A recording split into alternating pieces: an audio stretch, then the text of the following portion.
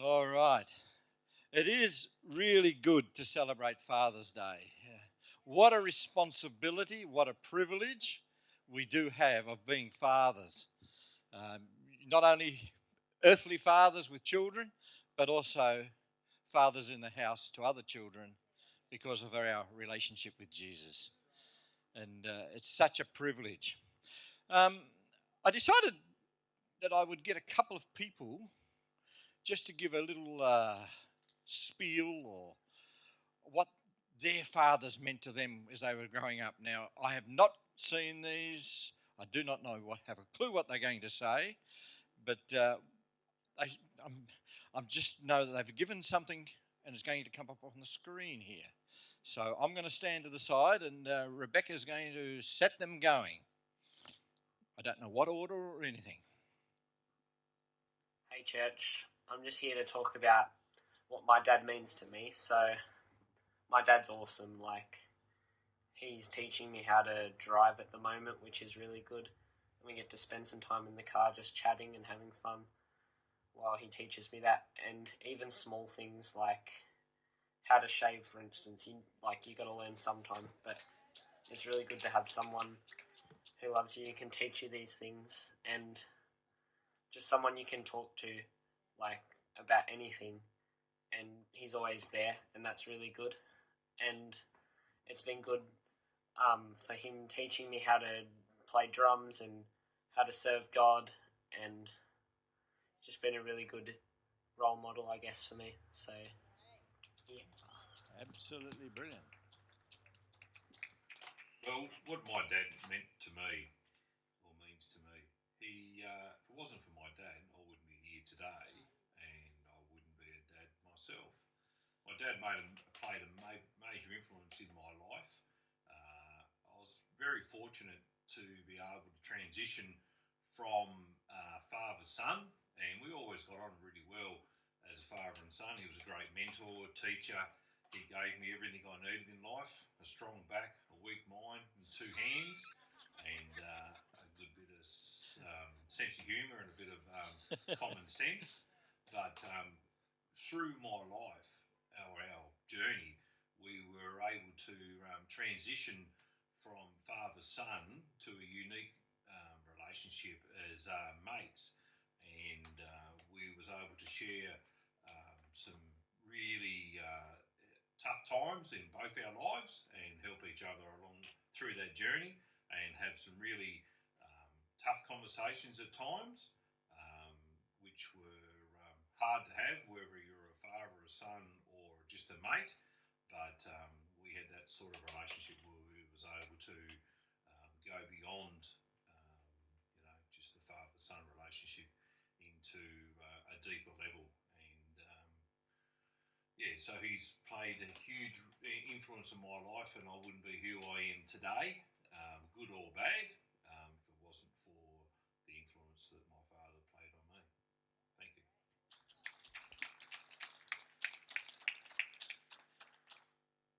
Yes, it's absolutely great to recognise our fathers and the influence that they do have in our lives.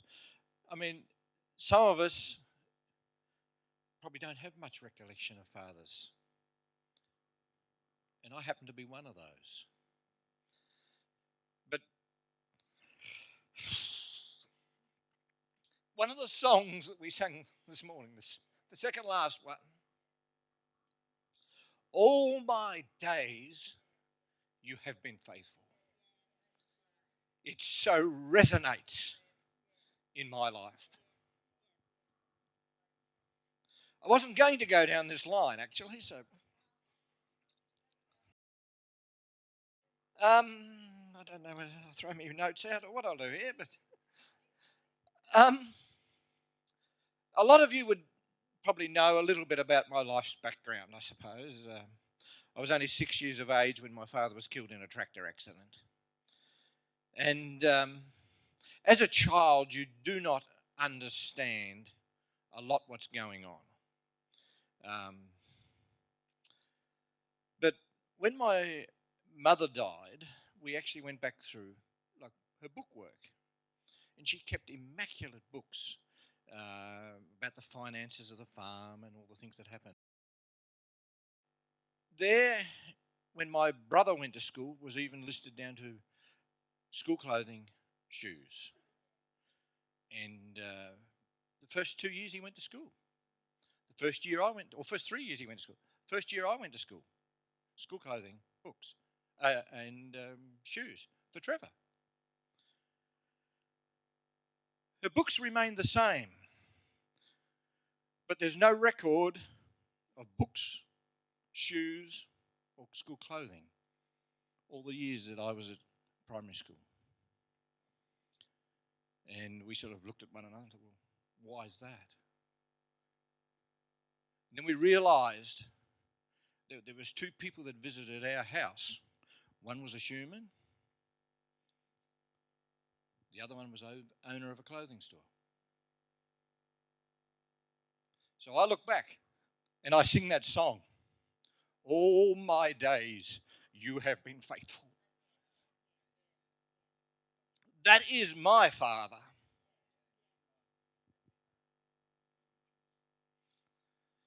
You know, I don't have very many recollections, but there is one recollection that sits right here in my heart, soul, or being. I got up early one morning, and I knew my father always had a Bible reading before he went to milk the cows and that type of thing.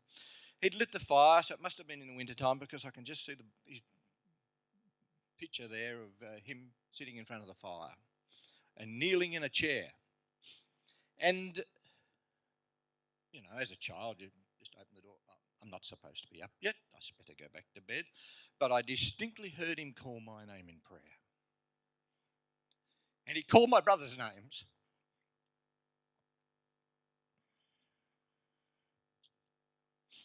And that's the impression that's been embedded in my life.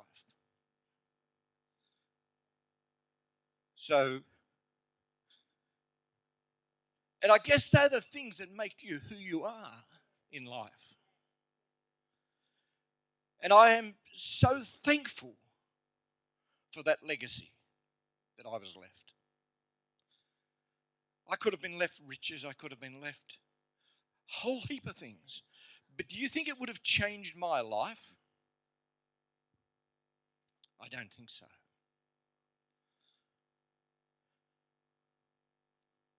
I've got some verses to read, and they're from Deuteronomy, and it's about the children of Israel. And I want to just sort of reflect a little bit on what it was. The children of Israel had been held in captivity in Egypt.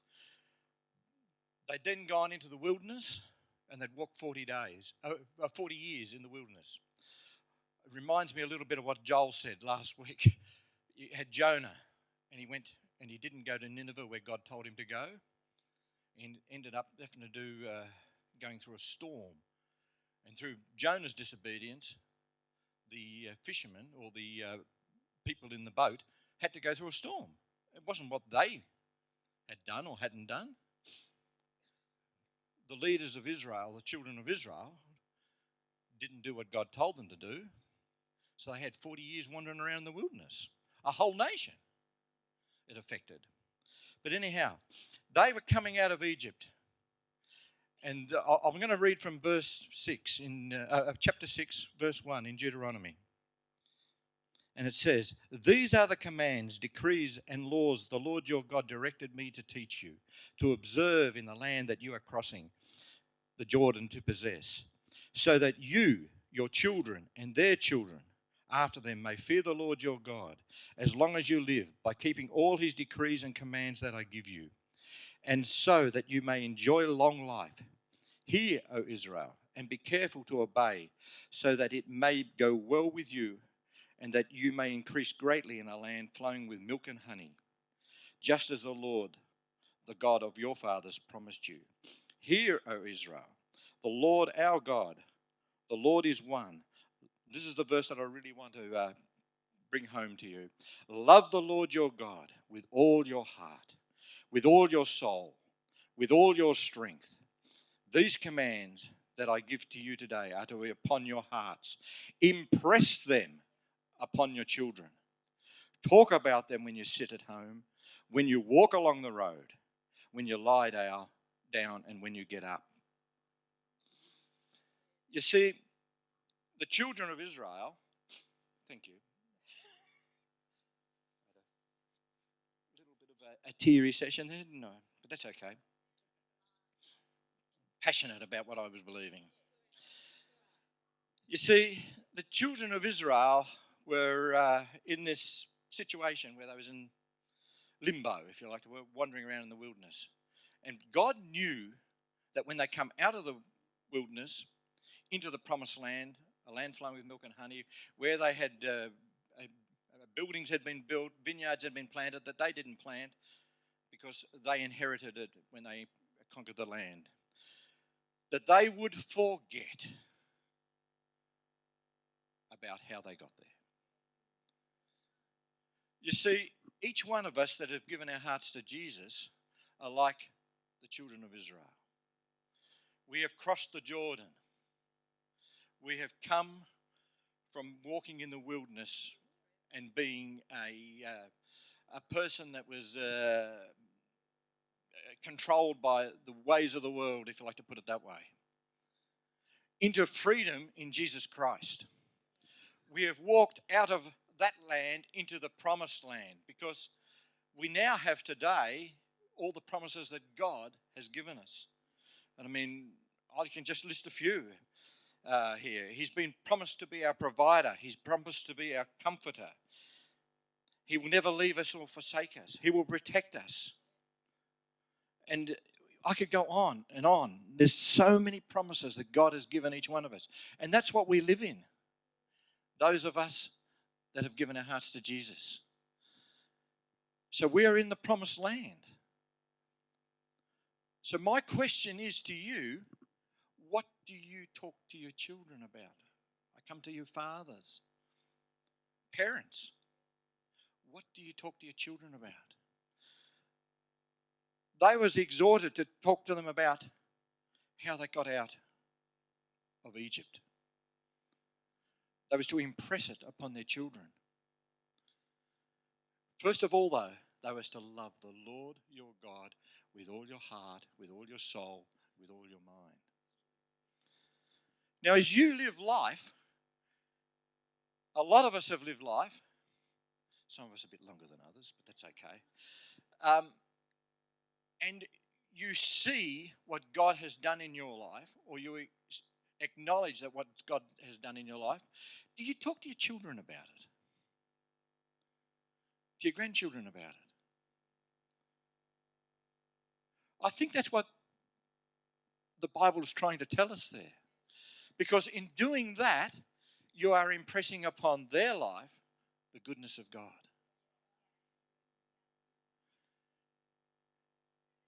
You are telling them that God is important in your world, in your life, in whatever you are doing at that very moment in life. If you disrespect it, if you just pass it by, how are they going to know where God has led you? Sometimes we sing a song that God has led us all the way.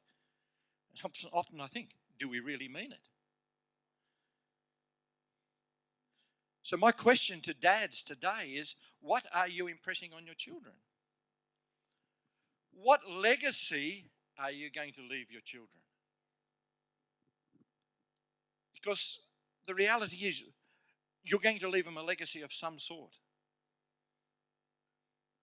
Or as parents, are we a person that complains about the neighbour down the road? We're the person that puts down somebody else, or we just don't have anything really nice to say about someone, or is that the type of legacy that you're going to leave for your children? I'm asking hard questions, aren't I? But we're all apt to do these things. I include myself in that. We are very apt to do that. We get on the bandwagon of we don't like what's happening here, we don't like what's happening there. And if that's what we're going to talk about amongst our children, I think we're going to fail. I really do, because we're told not to do that.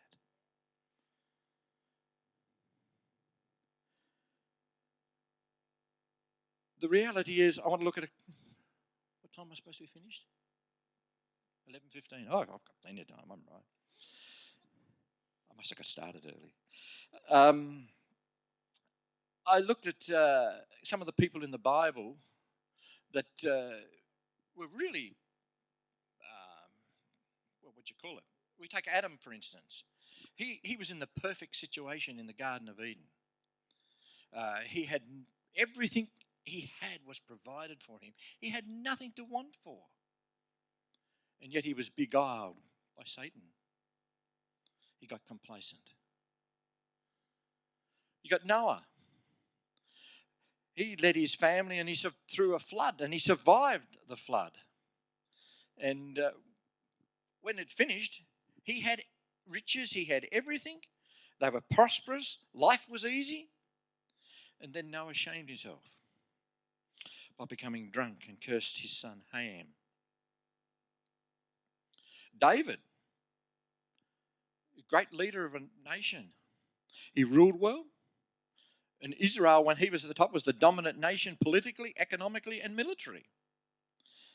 And in the midst of his prosperity and success, he committed adultery. He got seduced. Solomon, wow, man of wisdom. He had all the power and wealth and fame and wisdom. But the very abundance was his source of downfall. He started to love his pagan, idolatrous wives so much that he allowed himself and Israel to copy their religious rites. You see, if we in life pursue things without God, and I was trying to think of something to explain it, and this is the best that I could come up with, was at the end of life, as dads, we say, we have done this, and we've done really well. We have a beautiful home. We have a car. Our children are all set up in their financial well-being, and we can leave them a legacy of some finances. And a lot of dads would think, I have done well. I have done well. And then I thought, hang on a minute. Wouldn't it have been better to have said, or have this thing, God has allowed me to obtain this wealth. God has provided me with the ability to obtain this wealth. So that your children then know that you have this wealth because of God. They have this inheritance because of Him. So I'm just going to leave it at that. I won't go any longer. I told you I was a long-winded speaker, but I'll leave it there. But my challenge is, in whatever you do in life, dads, you're going to create or have a legacy. People will see, or your children will see what you have done, and it will be impregnated into their world in some way or some form. So, I want you to leave God in the situation. And that Deuteronomy 6 verse 5, it says, love the Lord your God with all your heart, with all your soul, and with all your strength. Because if you do that, everything else will flow from it.